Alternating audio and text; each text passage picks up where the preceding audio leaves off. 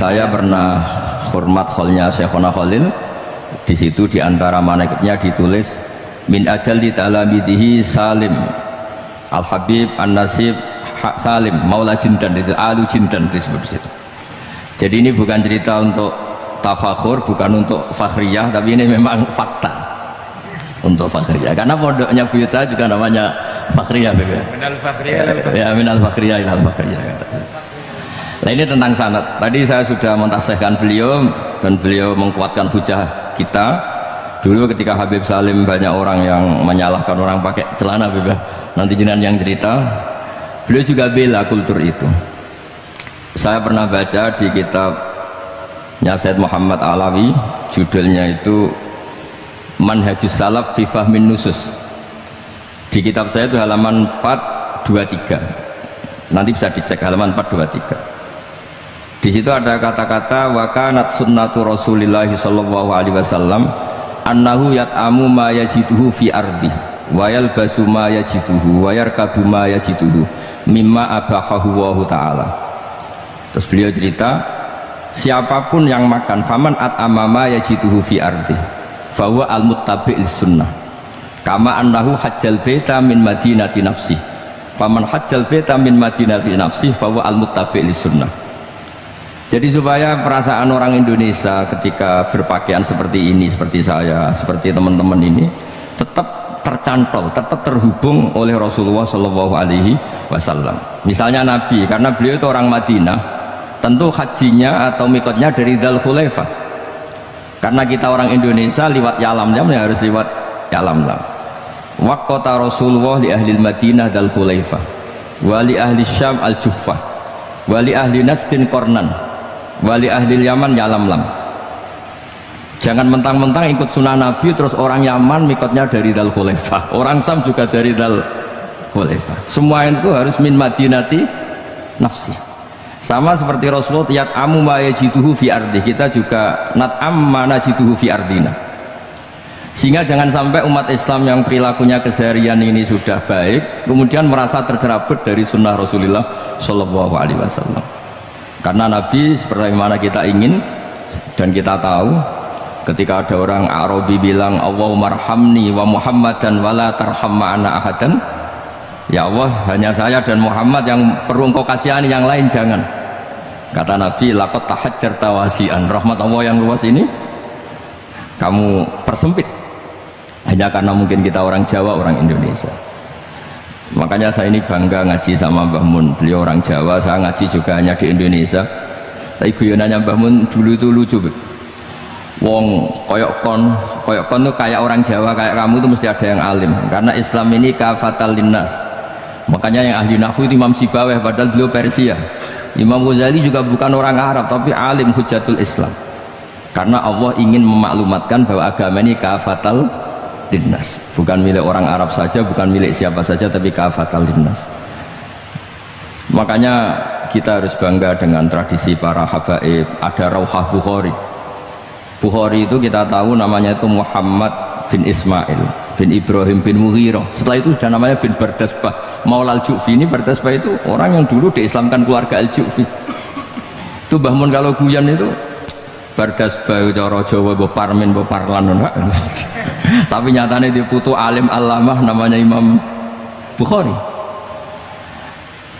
Artinya kita tentu sepakat, sangat-sangat sepakat, sangat menghormati orang-orang yang arfa'u minna nasaban kayak para habib. Tapi para habib juga mau ngakui kayak pakai Bukhari as-Sahihul Kutub ba'da Kitabil al-Bukhari. Sehingga memang nggak pernah ada masalah secara sanad, secara tradisi. Di kitabnya Said Muhammad ini ada sanad dari ulama India yang orangnya juga macam-macam, dari marga macam-macam. Jadi saya mohon barokahnya sanad ini kemudian kita tahu apa sih sanad itu. Sanad itu ya kadang-kadang harus lewat orang yang mungkin kita tidak cocok. Dulu itu ada sahabat tanya, kalau mencium istrinya pas Ramadan itu sah apa enggak? Kebetulan ditanya itu Maimunah. Enggak tanya Saudah karena sangat yakin enggak itu, kalau Saudah itu enggak.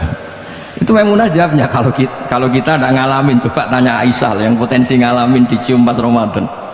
Sebetulnya istri yang Nabi itu sama Aisyah itu ya agak gimana ya namanya, Doro itu ya rival. Akhirnya tanya, ya Aisyah, gimana hukumnya lelaki mencium istrinya pas Ramadan? Ya dijawab sama Aisyah, qabbalani Rasulullah wa huwa shaim. Yang lainnya nggak bisa jawab, nggak ngalami. Jadi sanad tuh kadang ya cocok nggak cocok ya, memang itu fakta. Cara mandi junub, kayak apa pinternya sahabat cowok kalau mandi junub ya nggak tahu. Akhirnya tanya sama Sayyidah Aisyah, sama Sayyidah Maimunah. Apapun dekatnya istri Rasulullah, kalau perang ya tidak tahu. Wong itu lelaki. Begitu juga afdolus sahabat kayak Abu Bakar, kadang harus mendapatkan hadis dari orang-orang yang nyun sewu agak deso. Bahkan kadang maula kayak Sauban, kayak Robi'ah bin Ka'ab. Orang-orang biasa sekali. Khodim dulu. Tapi ini kan barokahnya khodim itu tahu keseharian Rasulullah SAW di dalam. Misalnya Anas, apa kenangan kamu dengan Rasulullah? Kenangan saya itu saya khodam tu Rasulullah SAW asyra sinin, 10 tahun saya itu tidak pernah melakukan sesuatu ditanya Nabi lima sonakta walali se'in taraktu lima tarakta, sehingga kalau saya pas baik itu ya gak berani tanya anak dalam saya ngapain kamu, dan sama ini pinter anut sunnah Rasulullah SAW. Akhirnya dalam keluarga saya naik gemerang buku nak tahu ditakoi. Jadi hal-hal seperti ini itu keseharian yang harus kita suka. Di antaranya lagi, inna min khiyari ummati fima nabba'ani al-malul a'la kauman yathakuna jahron. Di antara nanti umat pilihanku adalah orang-orang kalau tertawa itu keras sekali, kauman yathakuna jahron. Itu dulu juga, padahal ada riwayat kasratul dhahki tumitul qalba, banyak tertawa itu bisa mematikan hati. Tapi ini juga dilawan, kalau banyak cemberut bisa frustasi. Nah, sehingga di ilmu ini ceritakan nanti di tasnya Habib Jintan, semoga nasinya bener, saya tamu pasti dihormati. Nggak penting bener enggak, itu nggak penting, penting tamu itu dihormati. Ya kebetulan saya ini tadi kan hormat mbah saya, masih mbah saya Mbah Mutamakin di Hajan, pagi tadi hormat buka luar di Sunan Kudus, jam 7 saya tadi di Kudus. Ya akhirnya sama teman-teman difasilitasi, disuruh naik pesawat tadi jam 11 tadi. Tapi saya tidak capek karena memang saya senang cerita sanad. Tapi yang lucu-lucu saja, nanti yang serius jangan saya, yang lucu-lucu saja. Biar lucu sampean tuh tidak ngawur, tapi ada sanadnya. Ada seorang mufassir yang bilang ketika nafsiri wa annahu wa adhaka wa abka, Allah itu zat yang memberi kamu tertawa. Mbok kamu ingin susah, tidak akan tertawa. Tapi kalau Allah menghendaki ya tertawa aja. Ada orang miskin frustasi, maunya gak tertawa. Tahu-tahu jalan-jalan ngerti badut, ya akhirnya tertawa. Ya karena adhaka itu fi'luwah. Kalau Allah menghendaki mau apa? Karena adhaka itu fi'luwah. Nggak bisa. Orang yang baru seneng kayak apa, nggak ingin nangis. Tapi kalau Allah menghendaki wa abka, dinangiskan ya tetap menangis. Wa anna wa adhaka wa abka. Karena kita ini semua adalah objek oleh kudrahnya Allah Subhanahu wa ta'ala. Saya itu sebenarnya paling tidak ingin ngaji bareng Habib, selain kalah nasab ya kalah ganteng. Ya tapi ditakdir mau apa? Ya sudah, samina wa atona. Jadi saya saat ini tidak cari pahala benar, tapi pahala tawadhu, karena diundang ya. Sudah penting benar salah, penting tawadhu. Jadi saya tadi sedang rayu sama Allah, ya Allah, saya kali ini tidak cari benar, cari tawadhu. Sudah mesti pahalanya besar tawadhu. Jadi supaya Islam ini gampang ya. Saya pernah cerita ke kiai yang khusyuk, kalau sholat lama sekali, tak ceritain hadis. Nabi itu gak pernah menegur orang yang sholat cepat, yang ada itu sanad negur sholat lama. Terus tak ceritain hadisnya Mu'ad, tertawa-tawa dia. Gus kamu itu ra'an kok masih punya dalil? Saya punya sanad. Ada nggak sanad Nabi negur orang yang baca surat pendek? Nggak ada. Yang ada itu yang baca surat panjang. Nanti bisa direvisi sama Habib Jidin kalau nggak cocok, tapi ini yang rileks saja karena potongan Islam Jawa ini kalau tidak berat nggak akan kuat. Jadi ya sudah, inna minkum munafirin katanya Nabi, sholat yang terlalu lama itu munafir kata Nabi. Afattanun anta ya Mu'ad, kamu bikin umat ini nggak nyaman karena kalau kamu jadi imam itu lama sekali. Ini alhamdulillah betul, hadis ini harus kita hafal betul. Nah, supaya Islam ini meskipun pilihan-pilihan keseharian itu ada sanad, itu saja kepentingan saya. Yat'amu ma yajiduhu fi ardi wa yalbasu ma yajidu wa yarkabu ma yajidu. Saya sering beb di tahun desa-desa Gus, anak kula teknik cetaki Gus, tapi mboten enten kurma, nganggo degan ae. Lho Gus dari kiai-kiai ku kurma. Kurma itu halawiyat, ya, degan juga termasuk halawiyat. Ya sudah. Kalau kamu ingin sunnah Rasul, Nabi nggak pernah sholat di Indonesia, berarti kalau kamu sholat ke Mekah dulu atau maksud saya supaya orang itu nyaman dengan Rasulullah itu hadir di semua sisi kehidupan kita. Kalau dalam istilah Sayyid Umar Hafid, Faruhu Muhammadin sallallahu alaihi wasallam awsa' wa asra. Kalau kamu bisa tawassul dengan Nabi Ibrahim, Nabi Musa, dan beliau-beliau bisa datang ketika Lailatul Mi'raj untuk hormat Rasulullah sallallahu alaihi wasallam di Baitul Maqdis, Faruhu Muhammadin awsa' wa asra, kata beliau. Jadi bisa datang di kapan saja, di mana saja. Jadi jenengan meskipun di Indonesia tidak usah khawatir, kita semua ini dilihat Rasulullah SAW. Dan cara lihat Nabi itu gampang, tidak kayak kita. Kata Rasulullah, hayati khairun lakum wa mamati khairul lakum. Saya kalau masih hidup juga baik untuk kalian. Anda bisa cerita hadis dengan saya, sering bercengkrama. Dan ketika saya wafat, kata Nabi, saya sudah dekat sama Allah Ta'ala. Kalau melihat kamu baik, saya muji Allah. Kalau melihat kamu salah, saya mintakan ampun. Makanya saya ini jenis kiai yang jarang istighfar. Ini bukan karena sombong. Saya ulang lagi, bukan karena sombong. Saya itu pengagum Sufyan As-Tsauri. Itu diantara khasnya itu jarang berdoa. Betul. Ketika ditanya, kenapa kamu jarang berdoa? Selagi saya ngajar, kata beliau ini. Selagi saya ngajar, itu masuk hadis ala khulafai rahmatullah. Waman khulafau kaya Rasulullah alladzina yuhyuna ma amatun nas min sunnati. Jadi kalau saya baca Bukhari, otomatis dapat doanya Nabi ala khulafai rahmatullah. Timbang kamu doakan nangis-nangis gak jelas mandinya, mendingan mulang gitu. Terus kedua, doa hamalatil arsy alladzina yahmiluna al-arsya wa man hawlahu yusabbihuna bihamdi rabbihim wa yu'minuna bi wa yastaghfiruna. Kita semua sudah diistighfari sama malaikat hamalatul arsy. Rasulullah juga wastaghfir li dzambika walil mu'minina wal mu'minat. Fastighfaru Rasulillah qad kafana wa fawqal kifayah, kata beliau. Artinya gini, kalau kangkang jarang istighfar itu jangan karena sombong, manfaatkan fasilitas ini gitu. Jadi semua itu jangan sampai kita ada istighfar karena jafa, karena jafatul qalb, karena qaswatul qalb. Enak lah kalau ada fasilitas gitu, ada fasilitas. Itu kalau saya pidato di depan Gus-Gus, kalau di depan HP Mbak berani, di depan Gus-Gus itu ada yang setengah beling, setengah ada alim, ada yang alim.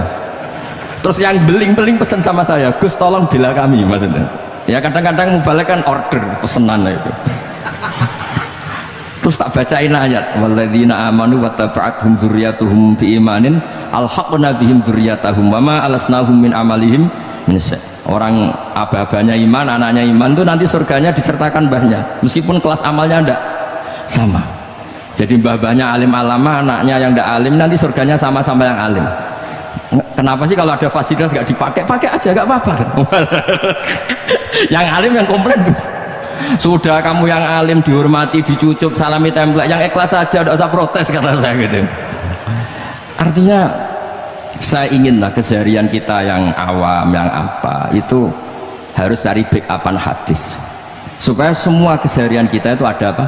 Sanad. Misalnya sampean kalau malam itu nggak bisa tidur, tahajud ndak, witir ndak, ya mutolaah ndak, tapi lihatlah itu sebagai tarkul ma'asi. Apa tarkul ma'asi? Alhamdulillah malam ini saya tidak zina, tidak maling, tidak dugem. Coba kalau kamu malam-malam di kamar, itu namanya apa? Tidak tahajud, tidak witir kan? Tapi kamu harus syukur karena itu tarku zina, tarku sarikoh, tarku kada wa kada. Supaya kamu tetap syukur sama Allah Ta'ala. Ithmamin mubahin ila wa yatahaqqaqu bihi tarku haramimma.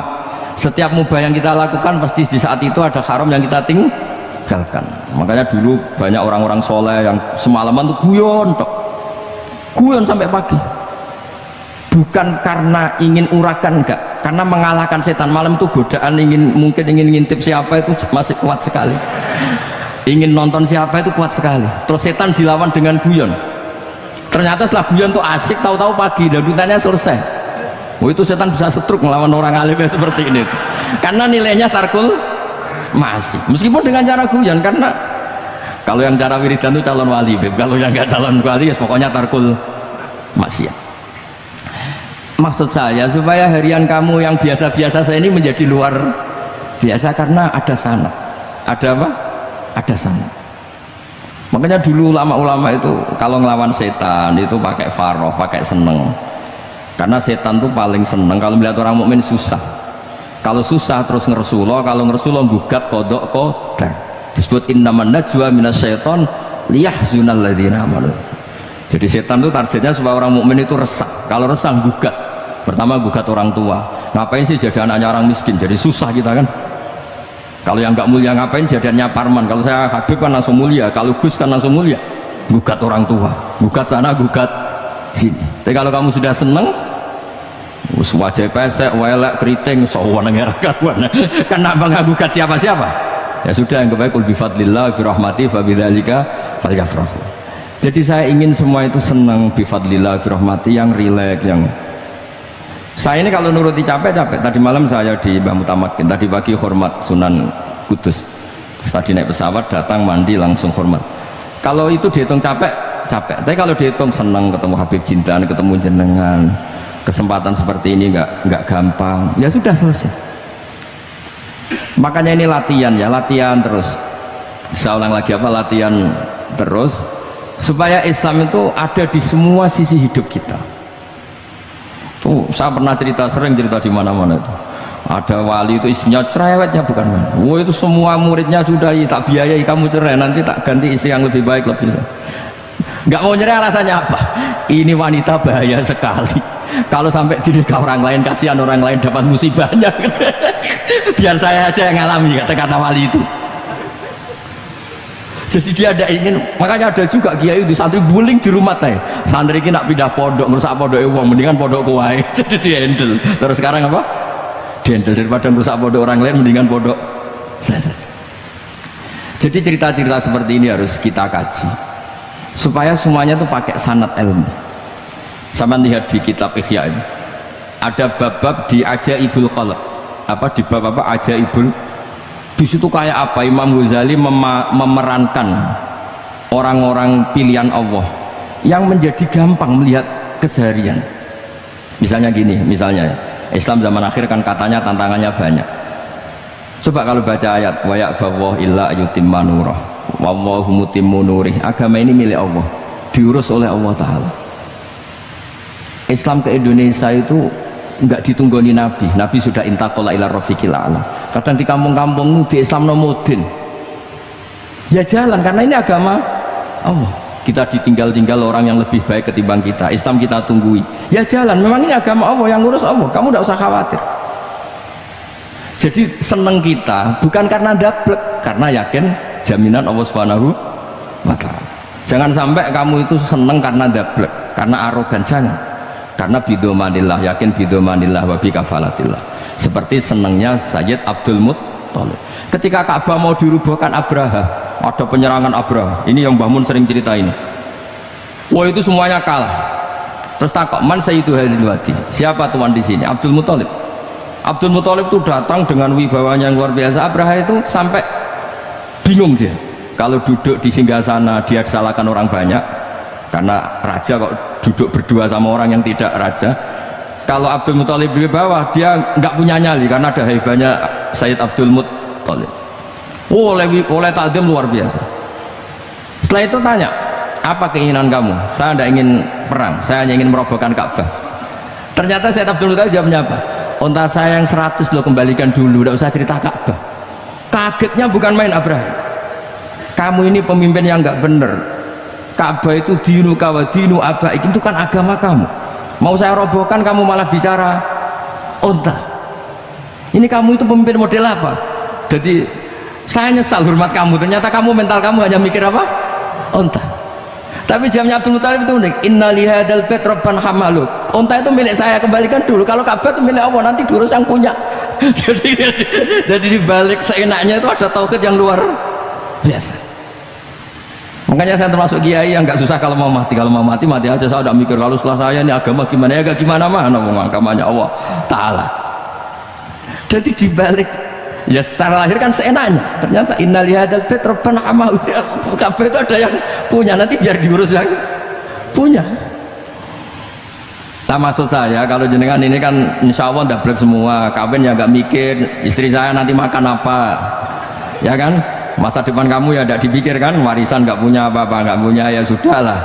Bukan karena dapat, karena Nah, itu saja pokoknya saya ingin ngomong, pokoknya perilaku anda keseharian itu jadi energi toat ya, perilaku keseharian anda ini jadi energi apa, itu saja.